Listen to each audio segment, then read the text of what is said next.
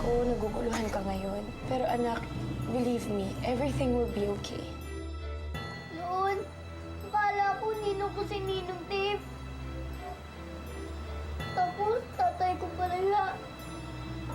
Ngayon naman, sino po siya, Nay? Paano ko po siya naging nanay?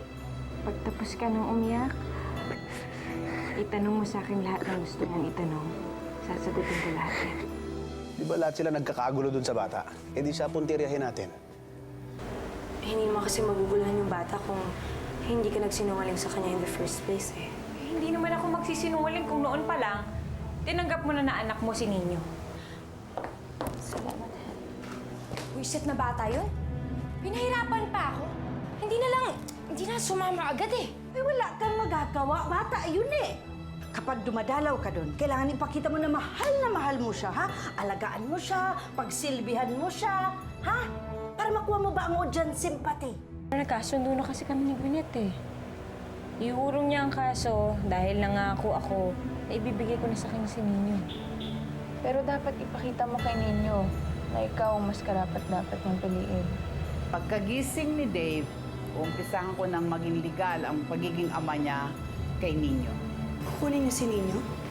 Ang Philippine law, ang bata nasa kustudya parati ng ina. Not unless kukunin natin si Helen dahil siya ang kinikilalang ina ni Ninyo. Tutulungan ka namin na labanan si Gwyneth para hindi niya mabawi ang bata. Think about it. Alam mo naman kung saan gawin ko. Mukhang mahihirapan tayo makuha ang bata, pare. Kapag kasama si Gwyneth, laging may kasunod na camera. Pag nandun siya kay Gwyneth. Pero pwede naman nating tiyempo na si Helen ang kasama ni Ninyo eh. Konting tiyaga, tamang timing. Yun lang kailangan natin para walang aberya itong plano natin. Pag nasa atin na si Ninyo, marami sila maghahabol at magbabayad sa atin.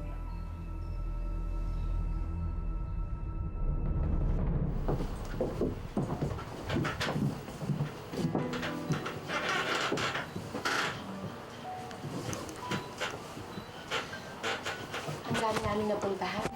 Kaya tignan mo ako napagod tuloy.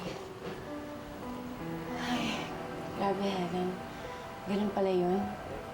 Kahit anong pagod mo, okay lang. Basta para sa anak mo. Simula pa lang yan, Gwyneth.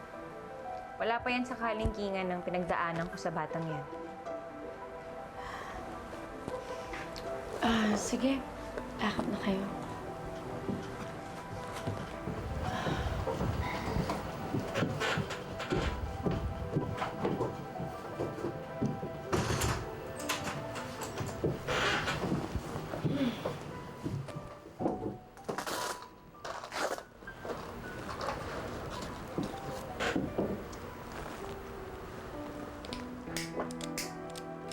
Gwyneth, wag naman dito. May bata, oh. Ano ka ba naman? Isa lang. Kanina ko pa hinahanap to eh. Alam mo, hindi ko alam kung kakayanin ko pa to. Sabi ko na nga ba. Siguro naman alam mo kung bakit ko kinuha sa'yo si Ninyo, diba? Alam ko, para gamitin mo lang siya. Dapat nga hindi ko ibibigay sa'yo ang bata eh. Oy, may agreement tayo, diba? Kapalit ng paglaya mo, sa akin mapupunta si Ninyo. Na-extend na nga yung stay niya sa'yo eh.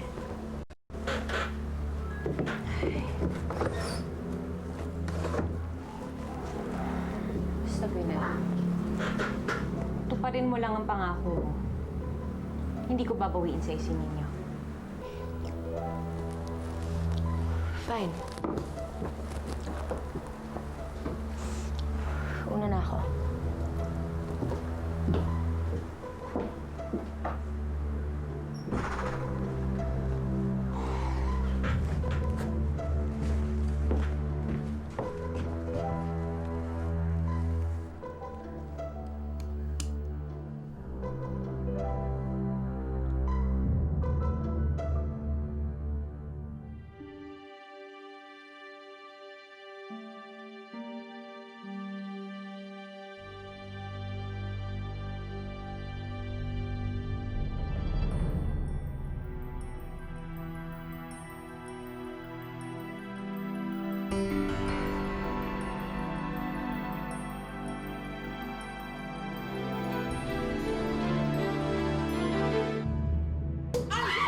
Okay, last night's ratings went over the top! Taob ang lahat! Can you believe that? Talagang inabangan nila ang pagkikita ng mag-ina. You know what? Because of that, sa season 2 natin, lilipat na tayo sa bagong bahay! Tapos may bagong kotse tayo na bigyan ng management! Wow. Na kung makakaasa kayo na, lalo naming pagbubutihan, ha? But you know what? Sa totoo lang, medyo kinakabahan kami kasi may counter-programming na hinahanda ang Kalabang Network. Kaya naisip namin para mas mabuti pa siguro na kunin niyo na si Nino. Hindi ba makakasama yan? Kasi baka ma-shock yung bata. Hindi. Kukunin natin si Nino, ha? Kakayanin mo yun. Ako ang bahala. Ma, hindi. Tapos na yung malamanay na approach ha? Ako naman ang papasok. Iba ang gagawin kong atake. Ako naman ang bibida. Bilang isang mapagmahal na lola, kukunin ko ang aking apo. Hindi ba? Perfect. Cheers! Cheers! Congratulations! Hey! We're back! We're back! Ninyo? Ninyo?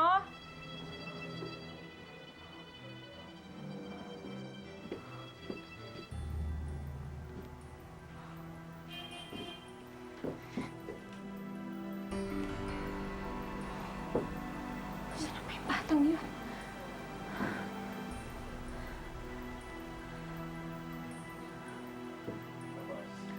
Ninyo?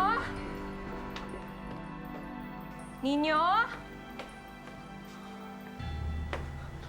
Ninyo? Paula, nakita mo ba si Ninyo? Hindi ate, bakit? Hindi ko makita. Hindi ba kasama ni tatay? Huh? Nasaan na yung batang yun? Tay, Oh, si Ninyo, hindi niyo ba siya kasama? abay hindi. Bakit? Nawawala eh. Wala sa kwarto eh. Ha? Nasaan na yung batang yun? Thank you.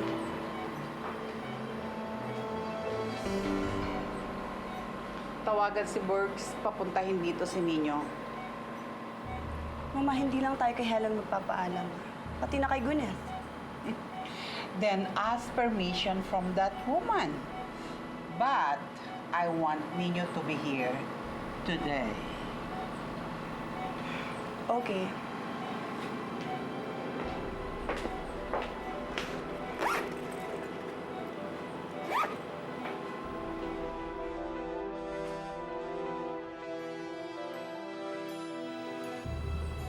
Hello, Borge.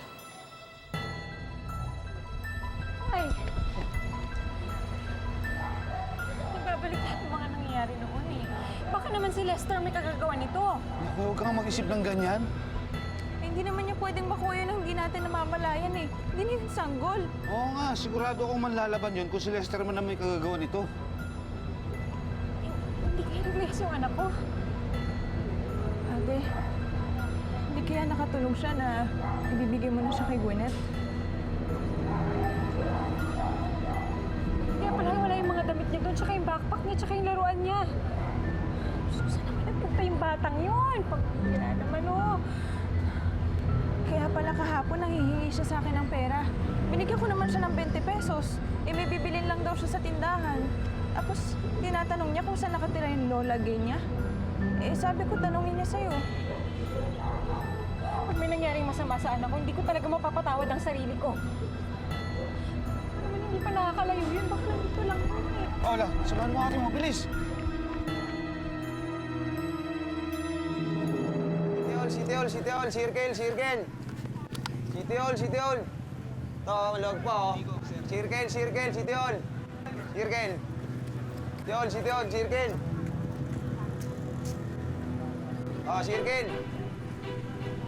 City Hall. Tayo, log pa, oh. Okay.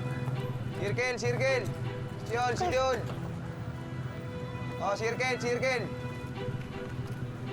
Circle, City Hall, City Hall! Alam mo nang sasabihin mo, Gwyneth, ha? Hintayin mo lang ang cue ko. Pakiulit nga kasi hindi ko alam kung anong unahin ko. Iiyak ba ako or yayakapin ko muna si Ninyo? Hindi ako ang gagawa nun. Ay, ano ka ba, Gwyneth? Moment ko naman ito, ano? Ganito yan, ha? Papasok tayo sa bahay. Lesson 3, small talk, bla bla bla bla bla bla. Tapos ilalabas ni Helen yung bata. Sabay yayakapin ko siya, sabay iyak ako. Tapos habang umiyak ako, papakiusapan mo si Helen na dali na lang yung bata sa bahay, ha? Kasi miss na siya ng lola niya. Ay, nako ma, kilalang kilala ka na ni Helen. Sa tingin mo ba paayag yun ng ganun-ganun lang? Alam niya umaarte ka, no? Nasa script na rin yan, Gwyneth. Dahil sa galing ko, si Ninyo mismo ang magpapaalam sa nanay niya. Ha? And Helen cannot say no to Ninyo. Oh, sumunod ka na lang kasi pwede pa. So, ang drama mo is mabait kang lola. Koreksyon, hindi lola. Mamita, ang masusyal. Bata, alam niyo ba kung paano pumunta ng Sampaloc? Uy, ang ganda ng kapit niya, oh.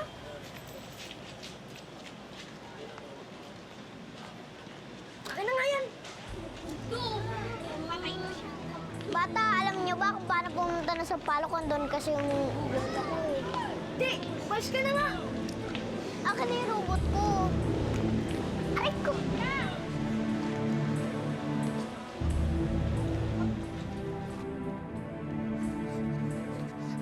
Akin na nga yan!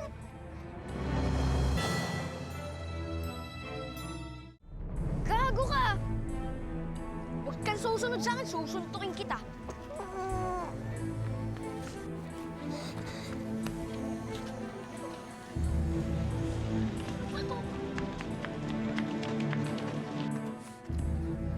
Kuya, akin na nga yung bag mo. Ha? Akin na nga yan.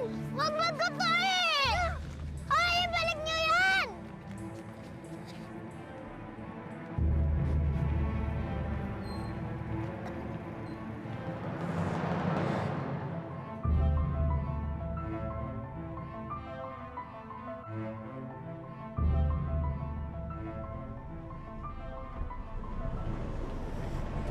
Hindi mo siya ng tissue.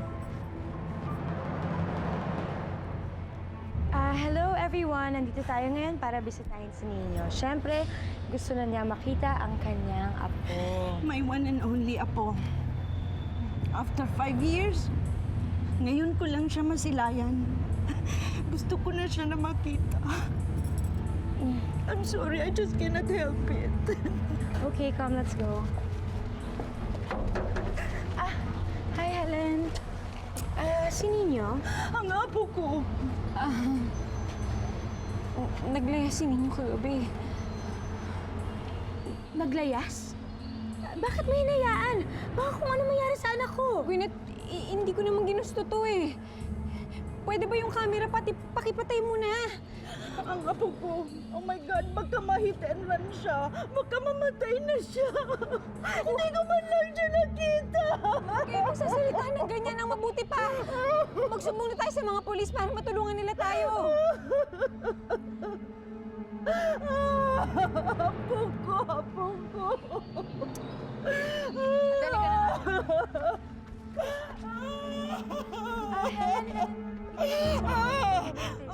Uy, sandali! Kasama ako dyan!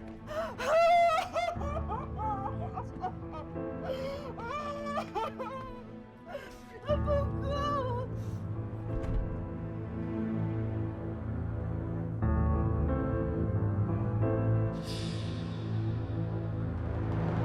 Doktor, bakit ang anak ko hanggang ngayon comatose?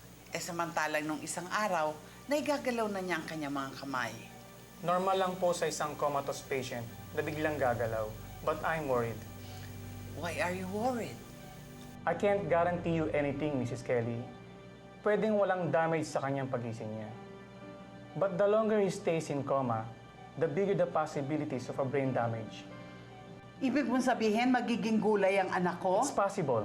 No, Doctor. No. I'm not gonna accept that. Hindi ako naniniwala. Bata pa si Dave, bata ang anak ko, at alam ko gigising siya, gagaling siya, dahil magkakasama pa kaming muli. He's a survivor. Makakasama niya si Nino, yung kanyang anak. Well, I suggest, ma'am, dalhin niyo po yung bata dito at ipakiusap niyo palagi sa pasyente. Kailangan niya po kasi ng mga pamilya na tao sa paligid niya ngayon. Ginawa ko na yon, pinasundo ko na yung bata. Na pinaniniwalaang lumayas kaninang umaga, may pabuya na kalaan sa sinumang makapagbibigay ng impormasyon sa kinaroroonan niya.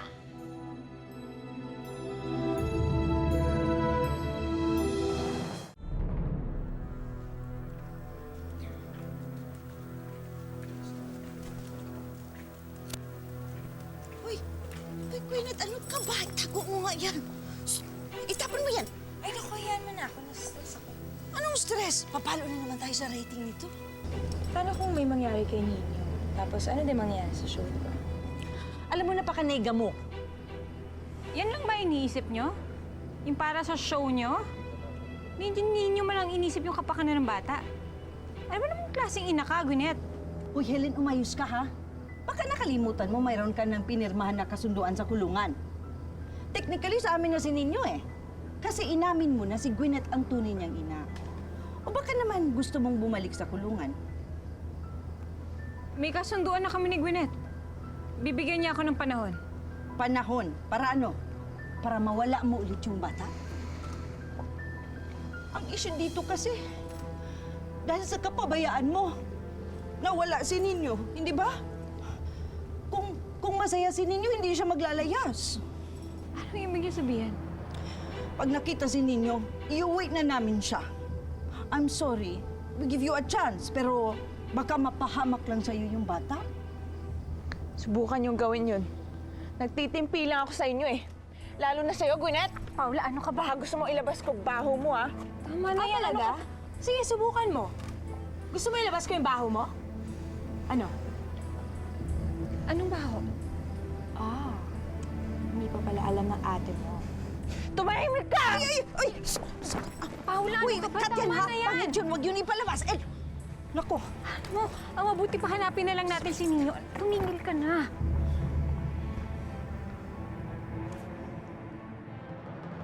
Yes, Mama. Alam na namin. Andito kami sa bahay namin ngayon. How stupid of Helen. Hanapin na ninyo ang bata. Hahanapin? Saan? Wherever. Saan ba nagpupunta ang bata pag nawawala at naglalayas? How would I know? Wala po akong anak, di ba? Pasalamat ka. You're on the other line. Anyway, I suggest you better start using your imagination. Dahil pag nakita na si Nino, magiging nanay ka na. And you better be ready. Okay? I'm sorry, Mama. Sige po. Okay po, bye-bye. Ano sabi ni ma'am? Hanapin daw si Ninyo. Hanapin? Saan naman natin hahanapin yun? Saan mo hahanapin? Yun ang tanong, Borge. Tara na, babalik na ako sa office.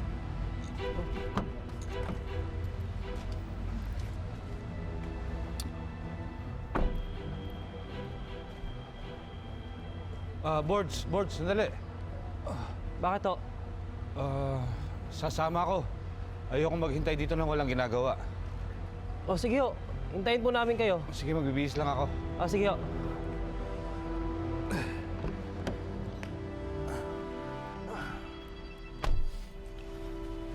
Alam na ba ni Madam yan? Ikaw na lang ang maghanap. Pwede. Bahala ka. Basta pag nalaman niya ni Madam na wala ka... Hindi mo naman sasabihin, di ba? Ano ba? Ginagawa mo? I just realized. Cute ka pala pag malapitan, ano? Basta pag hinanap ako ni Mama, huwag mong sasabihin na sa office ako, ha? Bakit ko naman gagawin yun? Kasi, kapag naging mabait ka, may surprise ka for me. And I'm sure, You'll like it.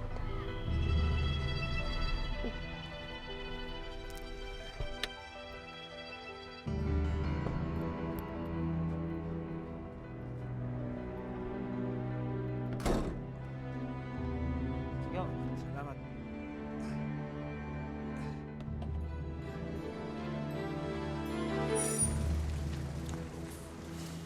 Kuya, pwede po makahingi? Ako, ang aga-aga pa. Baka masira ang negosyo ko sa'yo. Nasaan ba mga magulang mo? Ayaw na po sa akin ng nanay ko eh. Umuwi ka na sa inyo. Nagugutom na po ako eh. Hindi pinamimigay ang fishball ko, bata. Alis na nga! Kuya, sige na naman oh. Kuya. Sinabi na umalis ka eh.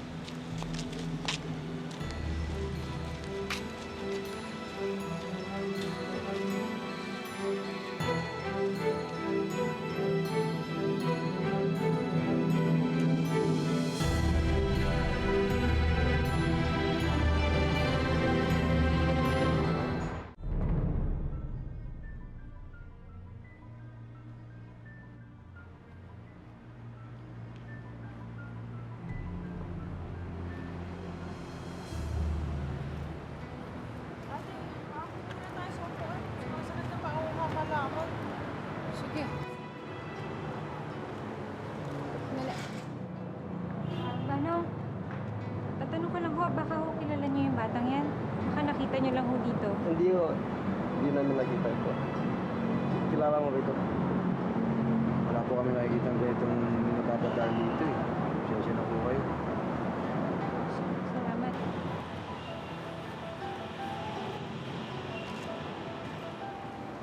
Alam mo, tama si Gwyneth eh. Kasalanan ko kung bakit naglaya si Ninyo. Siguro kung sinabi ko na lang ng tungkot, sinabi ko na lang ng diretso. Hindi yung pinaramdam ko sa kanya na gusto ko siyang pagkagal. Hindi, no. Kasalanan nila, no. Sila tong bumulabot sa buhay natin. Tapos ngayon, sinisira na naman nila tayo. Alam mo, kaya ko lang talaga lumaban eh. Gagawin ko kaya lang, walang-wala talaga ako ngayon eh. Nahiya nga ako sa'yo, Paula eh. Simula nung pumasok kami sa bahay, ikaw na lang lahat eh. Ikaw na gumagastos ng lahat. Sa'yo na kami umasa. Huwag mo na isipin yun. Kapatid tayo. Kung anong akin, eh syempre, sa'yo din. Teka, ano yung sinasabi ni Gwyneth kanina?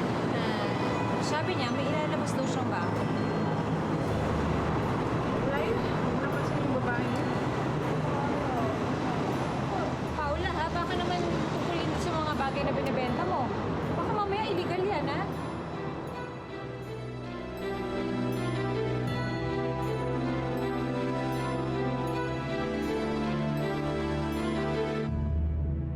Ang reward, naipakalat na ba?